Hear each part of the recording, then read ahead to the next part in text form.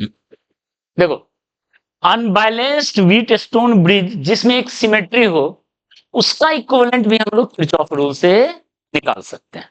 जैसे हम एक डायग्राम बनाते हैं, ये इनफैक्ट हम एच सी वर्मा का एग्जाम्पल ले रहे हैं, ठीक है। तो एच सी वर्मा का एग्जाम्पल ऐसे ही बहुत इंपॉर्टेंट है, रिजल्ट याद है तो बहुत अच्छा आ जाए बात है, प्रोसेस को तो समझना जरूरी है।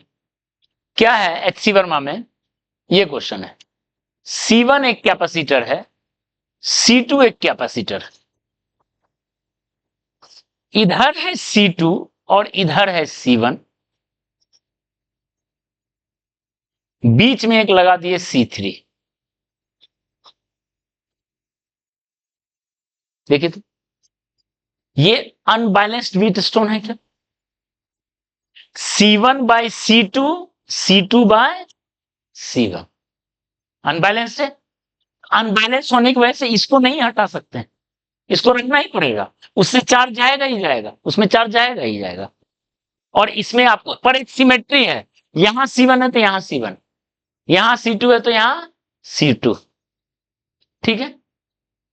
तो हमको किरचॉफ रूल के हेल्प से इसका निकालना है इक्विवेलेंट कैपेसिटेंस। रिजल्ट एकदम याद होना चाहिए इसका, हम तुरंत रिजल्ट इसका बता देते हैं। क्या है इसका सी इक्विवेलेंट का रिजल्ट,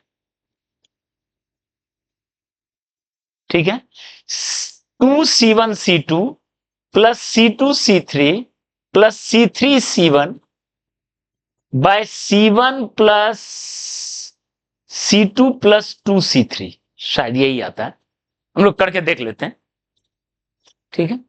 ये होना चाहिए रिजल्ट। कैसे होगा देख लो, तरीका क्या है, जो तरीका पहले देखें। आप क्या करो, एक सेल लगा दो, लगा दिए सेल, ठीक है। इसका नाम लिख दे ई, चार्ज आप क्यू ले लो, ओके। इसमें गया Q1, इसमें हुआ Q2, ओके। सिमेट्री है, देखो सिमेट्री का काम क्या है, अगर यहां Q1 है तो यहां जाएगा Q1, यहां से निकलेगा Q1, यहां Q2 है तो यहां से निकलेगा, यानी इस पे plus Q1 minus Q1 plus Q2 minus Q2 plus Q2 minus Q2 plus Q1 minus Q1, तो इसमें कितना जाएगा बताओ।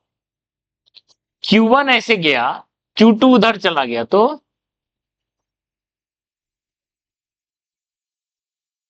ठीक है, सब में गया, ओके।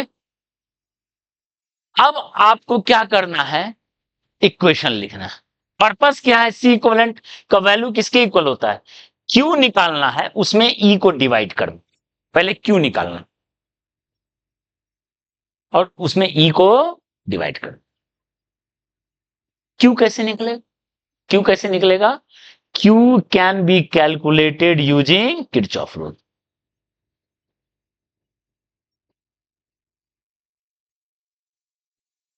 ठीक है। कैसे निकलेगा देखिए, पहले तो आप यहीं से देख सकते हो, क्यू इक्वल टू आ गया Q1 प्लस Q2, होगा क्या, क्यू बट गया Q1 प्लस Q2, कौन सा रूल है ये, जंक्शन रूल। अब लूप रूल लिखेंगे, ठीक है। लूप रूल लिखेंगे, एक लूप ये ले लो और एक बाहर वाला बैटरी वाला ले लो, बैटरी का लिखना जरूरी है क्योंकि ई रहना जरूरी है, ठीक है। इस लूप का नाम मान लेते हैं 1, इस लूप का मान लेते हैं 2, या इस लूप का मान लेते हैं x, इस लूप का मान लेते हैं y, ठीक है। x में चल रहे हैं, अब लूप रूल लिख रहे हैं, x में चल रहे हैं तो बताओ क्या लिखेंगे, ऐसे चलना शुरू किया, पहले क्या मिला, ड्रॉप, मिला ड्रॉप, फिर क्या मिला, C3, फिर क्या मिलेगा, राइज, मिला, ओके। ठीक है, ये x में। तो यहां से इसको अगर हम सॉल्व करें, Q1 वाले को एक तरफ कर लेते हैं, 1/C1 प्लस 1/C3। Q2 वाले को एक तरफ कर लेते हैं, 1/C2 प्लस 1/C3। आया? ठीक है, Q1 Q2 में रिलेशन मिल गया एक। ओके, इसको इक्वेशन 2 मान लेते हैं। ओके, हर ये x में, अब y में बताओ, यहां से चलना शुरू करो, drop Q2 by C2, drop drop drop rise.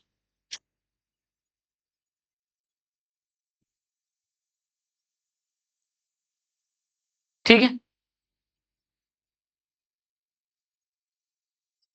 Clear है? ओके, अब 3 इक्वेशन से तुमको पूरा एलिमिनेट करना है। एलिमिनेट कैसे होगा? देखो, अगर इसका वैल्यू हम मान लेते हैं, इसका वैल्यू a है और इसका वैल्यू b है, तो देख के बता सकते हैं Q1 into a equal to Q2 into B. बाद में पुट कर देंगे ए बी का वैल्यू, इतना लेंदी लिखने से फायदा नहीं है। ठीक है, Q1 बाय Q2 किसके बराबर है? B बाय ए है, Q1 bye Q2।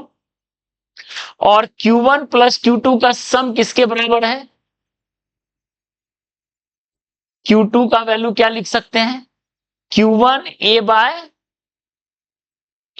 Bye B, यानी Q1 को सॉल्व करोगे तो B Q by A plus B, Q2 को सॉल्व करोगे तो A Q by A plus B.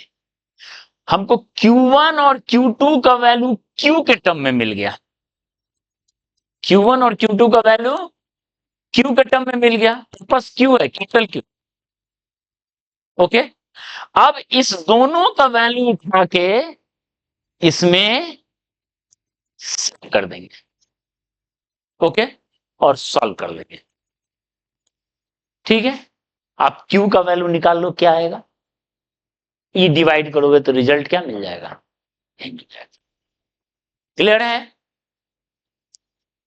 ठीक है, ओके।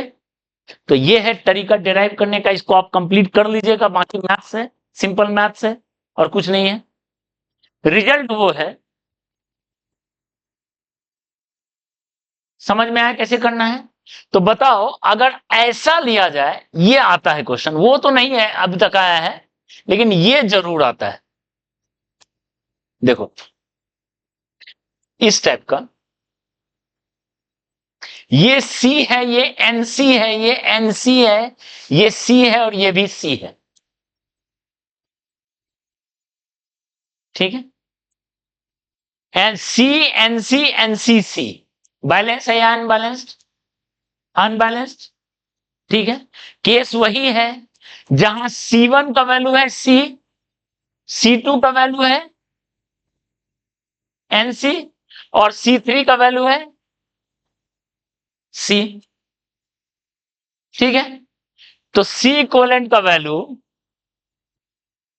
ओके, उससे ज्यादा कॉमन ये रिजल्ट, ये वाला, क्योंकि ये बार बार HC वर्मा के एक्सरसाइज में है, वो एग्जांपल में पुट करो तो 2C इंटू NC, वहां वाला फार्मूला पुट करें, ये डिराइव हो चुका है रिजल्ट, ये रिजल्ट डिराइव हो चुका है, इसमें पुट कर देंगे C2 C3 C3 C1 bye C1 C2, तो ये आएगा 3NC square plus C square by 3C plus NC। C को कट कर दोगे, ये बहुत कॉमन रिजल्ट है, 3n plus 1 by n plus 3 into C। ठीक है, कैसे डिराइव हुआ समझ में आया? कैसे डिराइव हुआ समझ में आया? ओके, यही अगर आर रहता तो आर इक्विवेलेंट क्या लिखते? आर इक्विवेलेंट क्या लिखते? इसका उल्टा, n+3